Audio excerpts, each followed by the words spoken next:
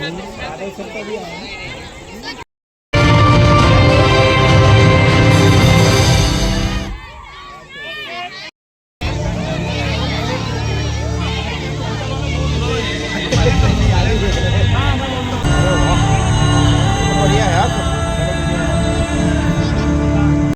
the past, I am the tale that's meant to last. Kingdoms and empires rise and fall. I am the keeper of it all.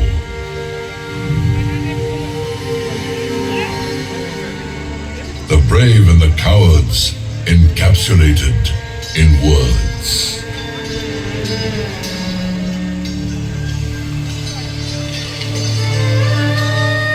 The rise of dynasties and their fall. Omnipresent, I observe it all. This is the story of glorious Golconda. Come, I'll take you on a journey to show and share it all with you.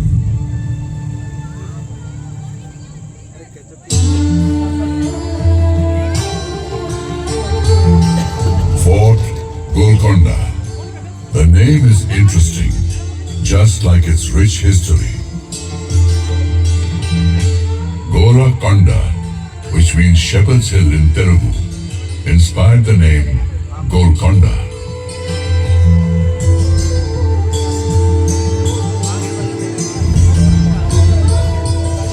Next to it was a small village settlement named Mangalavaram.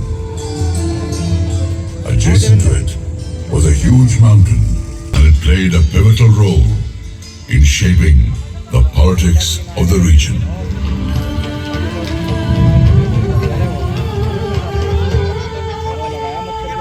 In the 12th century, present-day Telangana used to be known as Teling. Orugallu was its capital. It was ruled by the Kakatiya dynasty. Back then, Golconda was under the reign of these Kakatiya kings. Kakatiyas were the indigenous Hindu rulers and were very powerful in that era.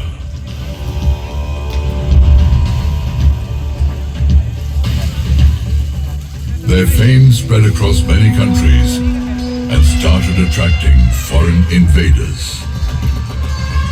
In these circumstances, Kakatiya King Pratap Rudra took a bold decision to defend his kingdom.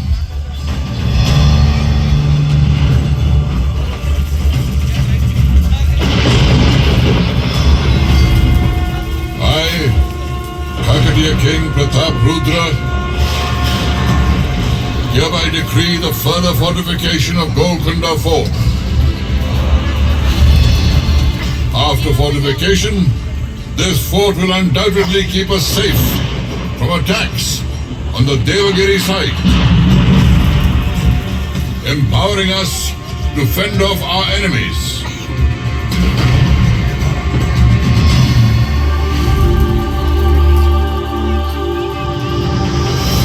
जंग से बड़ी है जंग की तैयारी, एकजुट रहेंगे तो पड़ेंगे हम भारी।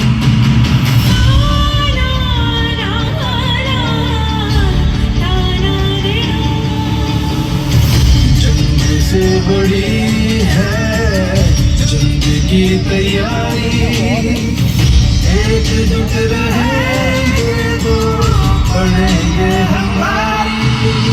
दुश्मनों के आने की आहट हवा में थी, ओरिगा तू की शान पनाहों में थी।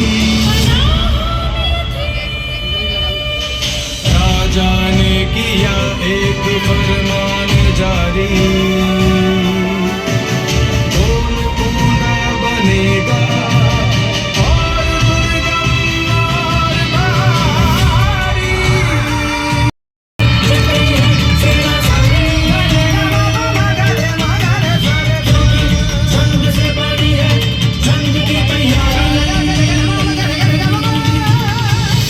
जंग से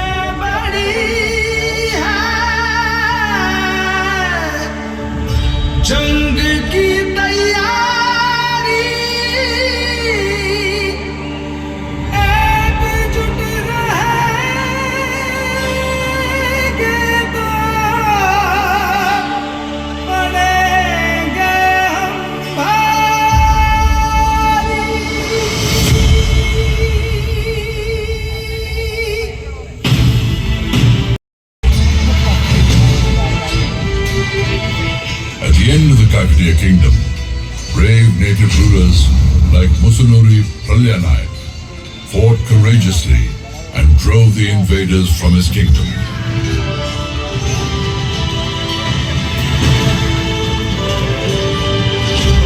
But in the end, Golconda's defense was breached.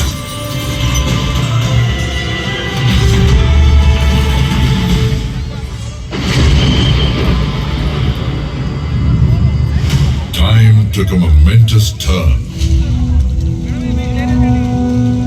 Alauddin Hassan Bahman Shah, a viceroy of the Delhi Sultanate, laid the foundation of the Bahmani Sultanate in the Deccan.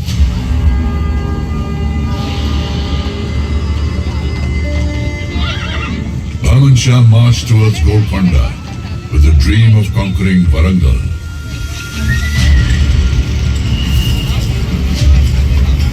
But he was confronted by Musunuri Kapayanayak, successor of Warangal ruler Pralyanayak.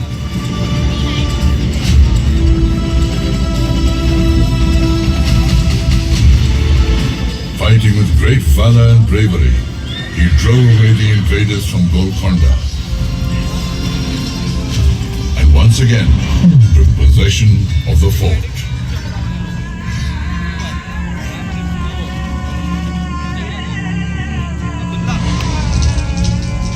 After 2 decades had passed, Rechirla Padmanayak King Annapota Nayak killed Musunuri Kapayanayak with the help of the Bahmani army.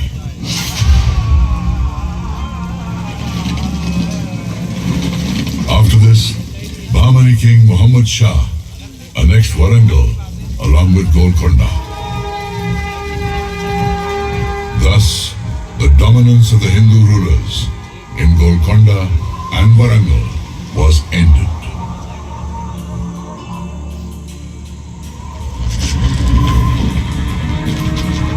As history, I saw the churnings of a remarkable change at this point in time.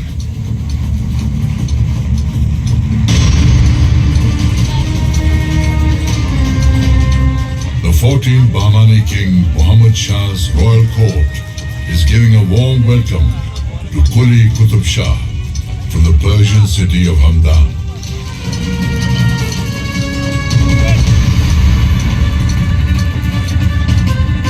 Quli Qutub Shah becomes a Subedar, an important military officer of the Bahmani kingdom.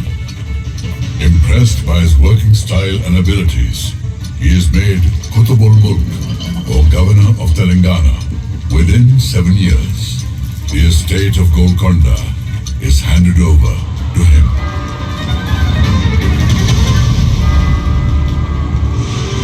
Golconda etches a new signature on the pages of time. Bahmani rule ends. Quli Qutub Shah proclaims himself the Sultan of Golconda.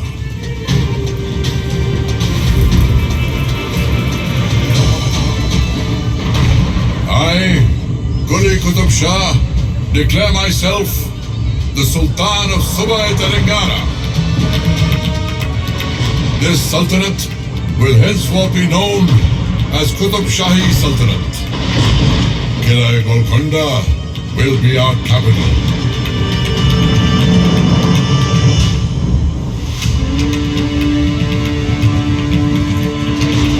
With Sultan Quli Qutubul Mulk, the foundation of the Qutub Shahi Sultanate was laid in Telangana. Sultan Quli made Golconda his capital, beautified the fort, and named it Muhammad Nagar.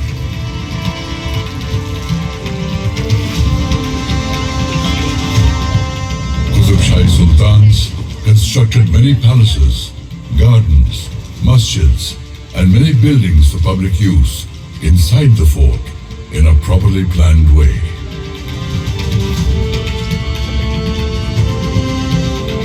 Spread over a radius of 7 kilometers, the fort has 8 gates. Ahead of the entrance gate, Bala Hizar, is the Diwan-e Khas and the court. Beyond that lies the Sultan's residence and the Queen's palace.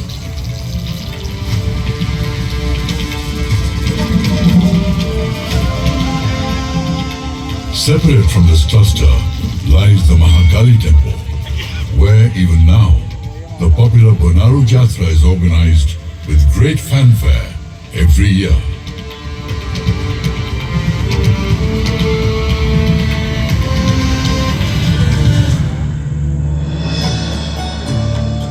After Sultan Quli, his third son, Jamshed Quli Qutub Shah, became the Sultan. He had a long drawn-out conflict with his younger brother, Ibrahim Quli, who had to take refuge under the Ramrai of the Vijayanagar Empire.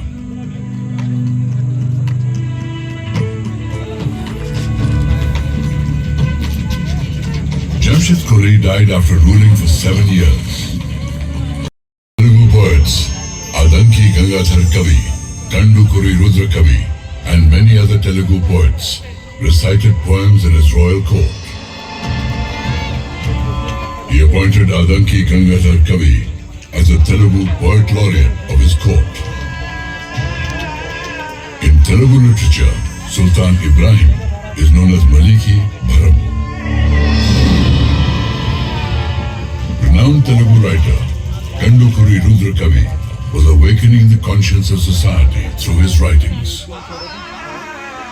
By writing Yakshagana simultaneously in prose and play formats, he gained such eminence that Sultan Ibrahim Quli Qutub Shah desired to hear his rendition in person.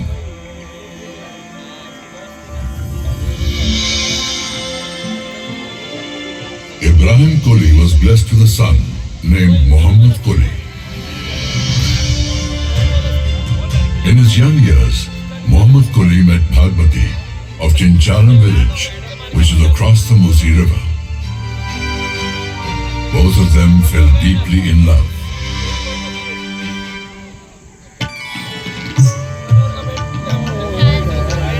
His father Ibrahim Quli realized that for the betterment of the Sultanate, he should not oppose their union. So Bhagmati and Muhammad Quli were united forever.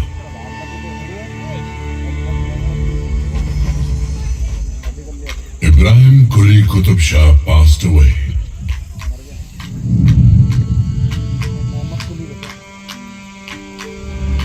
His heir, Muhammad Quli Qutub Shah, became the Sultan of Golconda when he was only 14 years old. Muhammad Quli used to write Urdu poems. He became the first Urdu poet whose poems were published as a collection by the name Quliyat.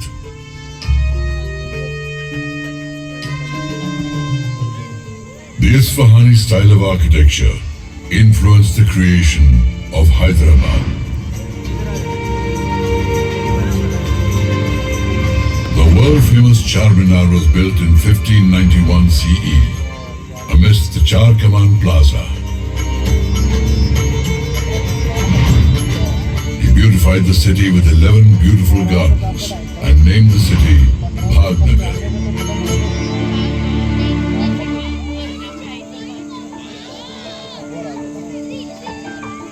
A spectacular light. Where is it emanating from? Has a mountain of light ascended on earth? Yes, it's true.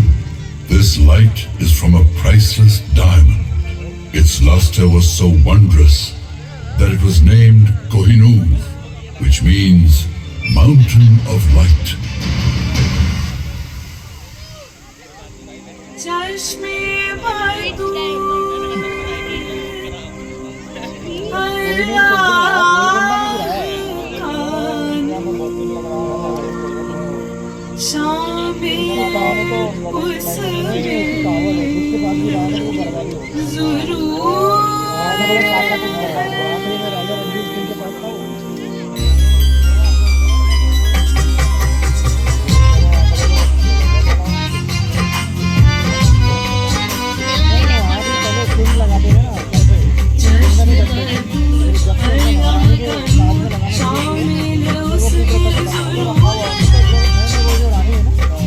Thank you.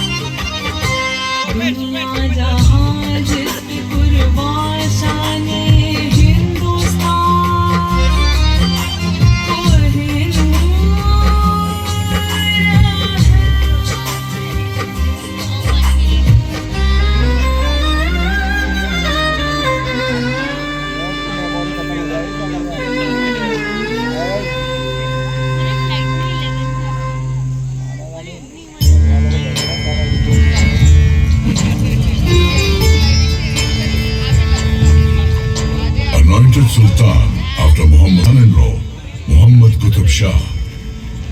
Makkah Masjid was planned during his reign. Under the rule of Sultan Abdullah Qutb Shah, son of Muhammad Qutb Shah and Hayat Bakshi Begum, the Telugu kingdom expanded all the way from Ganjam in the north to Chennai in the south.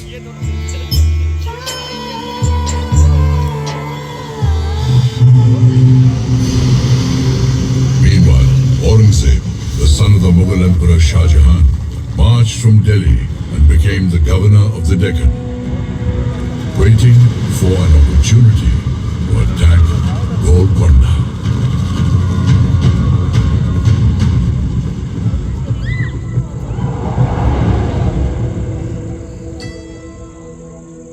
Defeated by force, Aurangzeb resorted to deceit. One of Sultan Abdullah Qutb Shah's trusted men betrayed him. Aurangzeb captured Sultan Abdullah Qutb Shah and made him a prisoner in his own fort.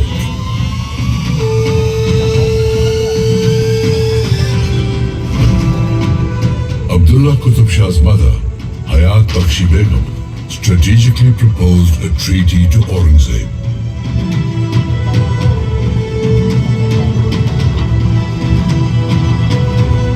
In return for freedom from captivity and continuing his rule over Golconda, Abdullah Qutb Shah gave Aurangzeb's son, Muhammad Sultan, the estate of Ramgir and also accepted him as his son-in-law.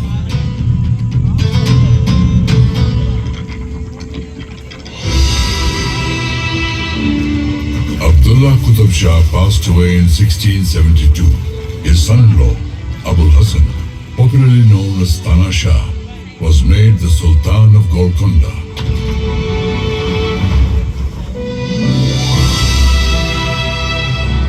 Abul Hassan appointed able Hindu ministers to important posts in the government.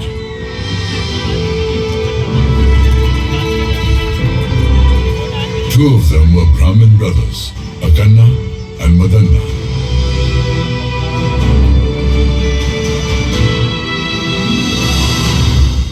Maratha ruler Chhatrapati Shivaji Maharaj visited Golconda twice during the reign of Abul Hassan.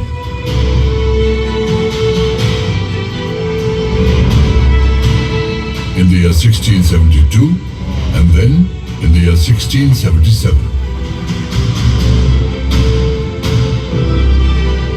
Sensing Aurangzeb's bad intentions, Chhatrapati Shivaji Maharaj extended his support and helped Abul Hassan in his fight against Aurangzeb.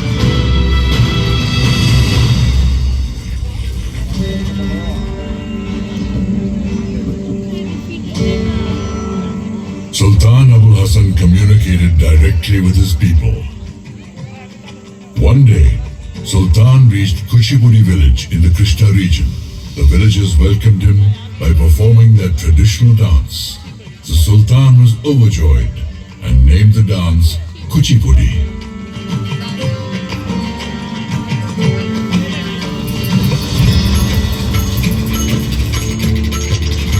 Madanna's nephew, Kanchala Gopanna, was appointed the Tehsildar of Bhadrachalam. As an ardent devotee of Lord Sri Ram, he renovated Ramchandra Mandir for his deity at Bhadrachalam. In this endeavor, he utilized some funds from the state treasury. Angered by this, Abul Hassan Tana Shah imprisoned him in Golconda Fort. Legend has it that Lord Sri Ram appeared in a dream of Sultan Abul Hassan and returned the amount taken by Gopanna to the Sultan in the form of gold coins, thus securing the release of his devotee.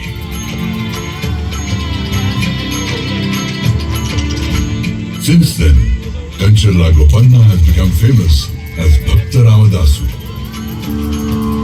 This unique story of devotion to Lord Ram is now part of the folklore in southern India. His devotional songs gained fame Ramdasu Kirtan and became an integral part of Carnatic music.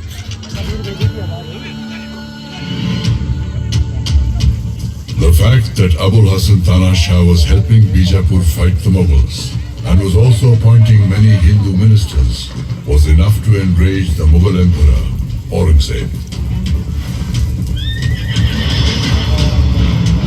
He sent the Mughal army to Golconda, led by his son. After 8 months of fierce battles, his army managed to enter the fort deceitfully. The treasury of Golconda was looted. The Hindu ministers Madanna and Akanna were beheaded. Not only this, Abul Hasan Tana Shah was imprisoned in Kala Mahal of Daulatabad's fort. He died in jail. And with this, the Qutub Shahi dynasty came to an end. Aurangzeb appointed Asaf Jahi as the Subedar of Golconda, who went on to rule Hyderabad independently by the name of Nizam-ul-Mulk.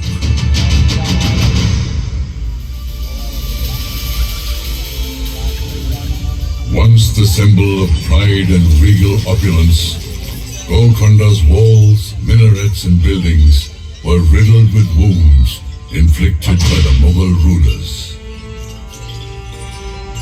However, the truth is that time heals the deepest wounds. Royalty had its time, but centuries passed and India became independent. In September 1948, Hyderabad and Golconda were freed from Asaf Jahi's rule. Independent India's federal system of governance once again gave Golconda the opportunity to smile.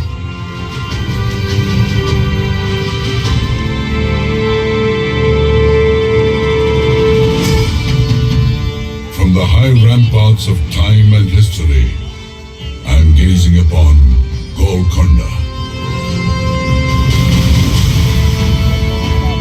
Looking from the pages of the past, once again I see a smiling Golconda,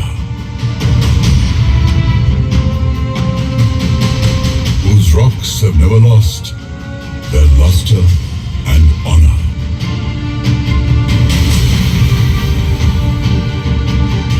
Golconda, whose crimson red dawn awaits the first shining rays of the sun, which will illuminate these hills of granite, making Fort Golconda shine bright forever.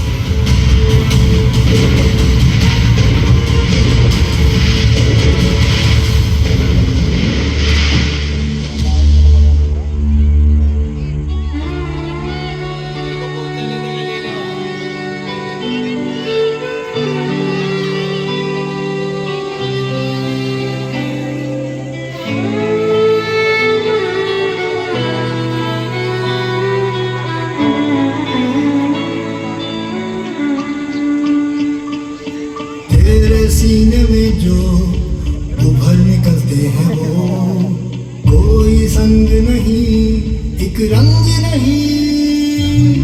तेरे सीने में जो